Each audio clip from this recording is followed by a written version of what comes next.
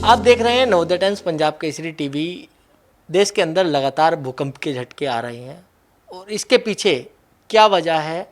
हमारे साथ भूकंप वैज्ञानिक हैं जेएल गौतम जी, इनसे जानकारी लेंगे। सर, किस तरीके के जो बार बार छोटे छोटे झटके आ रहे हैं, क्या लग रहा है किसकी वजह से झटके आ रहे हैं? देखिए, जो दिल्ली के आसपास जो झटके आ रहे थे अभी तो कम हो गए हैं बहुत। कल एक छोटा सा आया है 2.1 का। उससे पहले जो आए थे पिछले महीने या अप्रैल में, सो वो कुछ फॉल्ट लाइंस हैं जो हमारे दिल्ली के एनसीआर के आसपास हैं, जिसमें कि जो रोहतक के आसपास जो अर्थक्वेक आते हैं वो आ रहे थे महेंद्रगढ़ देहरादून फॉल्ट पे। तो फॉल्ट लाइन क्या होती है? एक फॉल्ट लाइन एक जॉइंट होता है प्लेट के अंदर। वो जॉइंट जब खिसकता है तो उसके अलोंग इवेंट्स आती हैं।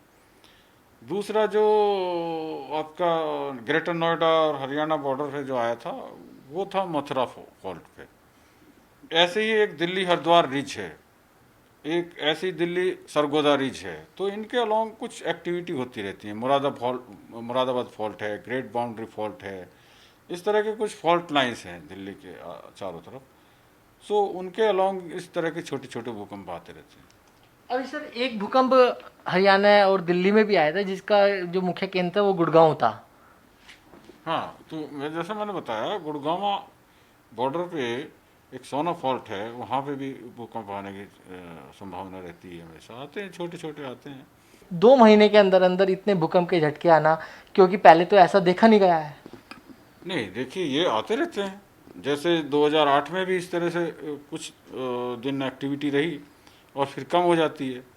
फिर ये एक नॉन लीनियर फिनोमिना है। ये ऐसा नहीं है कि हर महीने में 4 अर्थक्वेक आएंगे या 10 आएंगे।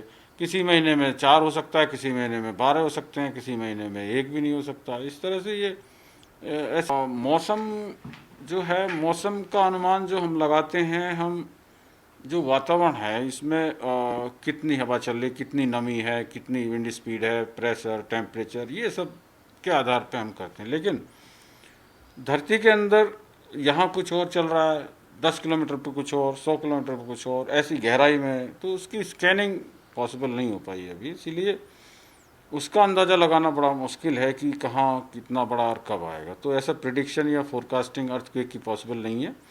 हम लोग अर्थक्वेक मॉनिटर करते हैं और आने के बाद बताते हैं कि कहाँ आया, कितना बड़ा आया, कब आया। जिससे कि जैसे कोई डैमेजिंग अर्थक्वेक बड़ा आ जाए और उसमें वहाँ डैमेज हो जाए, लोग दब जाते हैं, इंजोर हो जाते हैं, भूख प्यास से मर जाते हैं, तो जितनी जल्दी रेस्क्यू वर्क स्टार्ट होगा, जितनी जल्दी हम लोगों को बचा पाएंगे, ज़्यादा से ज़्यादा लोग बचा पाएंगे। तो ये हमारा मैंडेट है। जो दिल्ली का आसपास का इलाका है वो जोन 4 में आता है, तो किस तरीके से लोगों के अंदर एक भय भी है कि जोन 4 जोन 5 के अंदर थोड़ा लोग पैनिक भी हो जाते हैं। नहीं, देखिए, जैसे जोन 4 में आप सही बोल रहे हैं। दिल्ली एनसीआर जोन 4 में है। और हिमालय रीजन जो जोन 4 जोन 5 में है पूरा।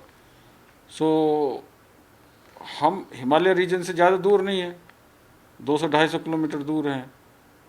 तो कोई बड़ा भूकंप अगर दिल्ली के आसपास भी नहीं है, अगर भूकंप हिमालय रीजन में भी आता है तो उसका असर भी दिल्ली तक आ सकता है।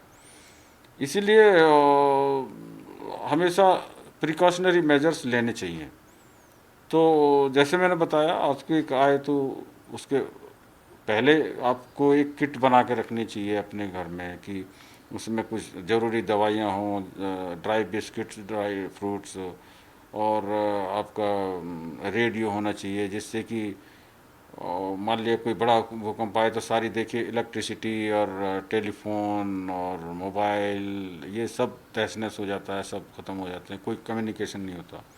तो रेडियो से आपको लोग प्रशासन या गवर्नमेंट कुछ इंस्ट्रक्शंस दे सकती है।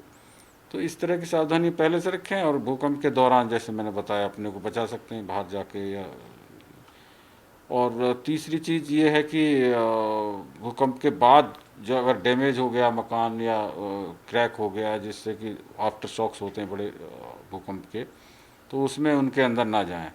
क्योंकि आफ्टर शॉक्स में अगर मेन शॉक में वो कुछ मकान में दरारें पड़ गई, कुछ ज़्यादा डैमेज हो गया तो वो गिर भी सकता है। तो इस तरह की सावधानियां बरतनी चाहिए। तो बिल्कुल ये थे भूकंप वैज्ञानिक जेएल गौतम जी, जिन्होंने बताया कि छोटे छोटे भूकंपों से घबराने की जरूरत नहीं है। दिल्ली से कमल कुमार कंसल, नवोदय टाइम्स, पंजाब केसरी टीवी।